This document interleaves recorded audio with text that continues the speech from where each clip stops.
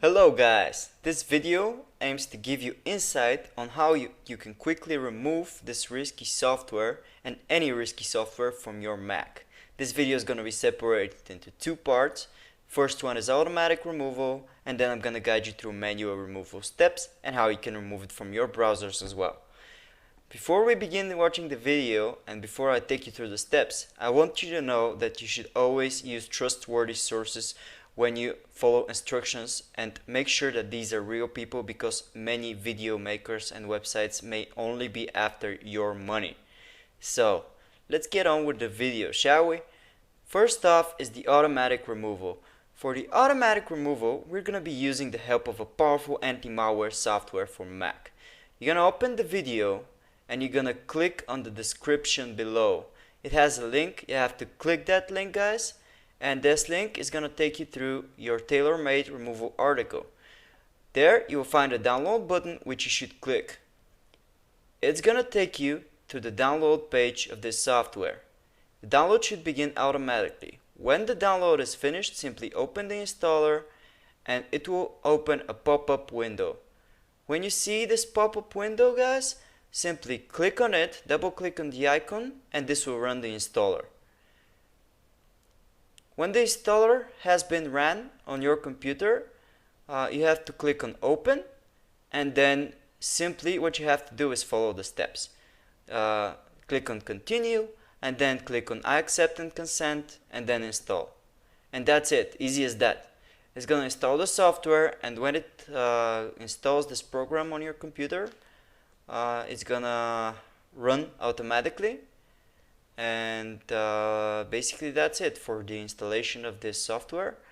It's super easy, and when it's done you have to click on start scan now to begin any scans, and this software is gonna detect any unwanted software. It could take some time, but it's for good because it's scanning your Mac's file system and it's looking for every threat. And when it's done, you gotta click on next and click on select all objects and proceed. For this video I'm just clicked on ignore, just to show you that it removes malware, and then you can select which unwanted software you want to specifically remediate. And as you can see here, it says issues remediated, and then you click on finish, and that's it, guys, you're done. That's how you work with this program, and it can help you to remove this software automatically. For the manual removal process, I'm gonna take you through how you can remove this software from the applications. First you click on go, and then you go to applications, and then you're gonna find any apps, and then you're gonna drag them to your bin. That's it. Any apps that are suspicious should go this way. If they don't go, you can close them as a process by clicking on go and clicking on utilities, and then clicking on activity monitor.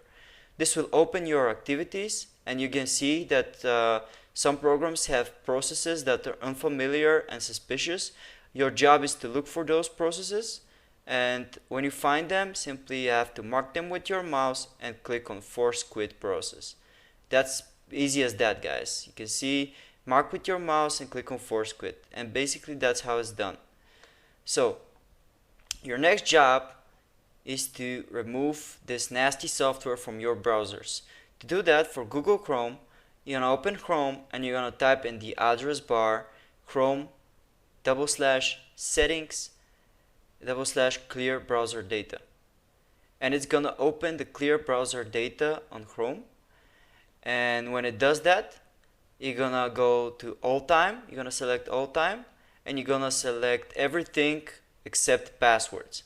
Do not tick passwords, and then click on clear data, and basically that will clear any cookies, any trackers that may be tracking you, any browser hijackers, and so on. Then you're going to remove any extensions by clicking on more tools and extensions.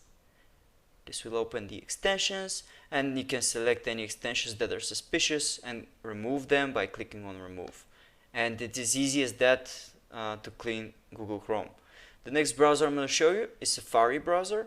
You're going to open Safari, and you're going to swipe on the Safari drop down menu, and you're going to click on Safari, and then we're going to click on preferences, and then you see the home page, and you see that here it's changed. You're going to set it to the current page, or set it to any page you would like it to be. Then you click on search, and this will allow you to change your search back to your default search, and then click on extensions and click on uninstall on any extension that you find unfamiliar or suspicious.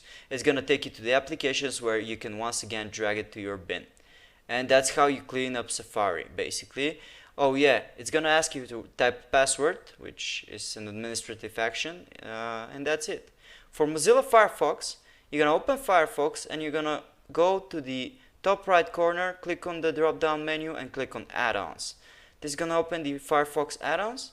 You're going to see there some suspicious extensions. You simply can disable them, and then you can remove them by clicking on the three dots and remove. It's as easy as that, and this is how you get rid of suspicious extensions that show ads. Then you're going to go and refresh Firefox by typing about _support and hitting enter. This will open the support window, and then you will locate a button called refresh Firefox, which you have to click, and then you have to click on refresh Firefox again, and this is gonna refresh Firefox. As you can see here, it takes a bit of time to do, and when it's done, Firefox will open a window and say success, or say you're running the latest version of Firefox like it's shown here. And basically that's it. You say congratulations and so on, and that's it for Firefox basically, guys. The next browser I'm gonna take you through is Microsoft Edge. You're gonna do is open Edge browser, and just like Chrome, you're gonna type Edge / and then / settings and then / clear browser data, which is gonna open a very similar menu because Edge is based on Chrome. And then you're gonna click on all time, and you're gonna tick everything, of course, except passwords, because if you've saved any passwords, they're gonna be gone if you tick it. And then you're gonna click on clear now. And basically that takes care of Edge. Next up is Opera. For Opera browser, it's also based on Chromium, so you're gonna open Opera, and then you're gonna go to the address bar, and then you're gonna click on Opera. You're gonna type Opera, settings, and then clear browser data. It's gonna open a very similar to Edge and Chrome menu, in which you're gonna basically select at first advanced, and then select all time. After that, tick on absolutely everything, and then clear data. Remember guys, don't tick passwords. It's not a good idea unless you don't care. And basically that's it, guys. Thank you for watching. Subscribe if you like this video, hit the like button, and comment. Make sure to respond very fast, so ask us any questions you'd like. Thank you for watching, guys.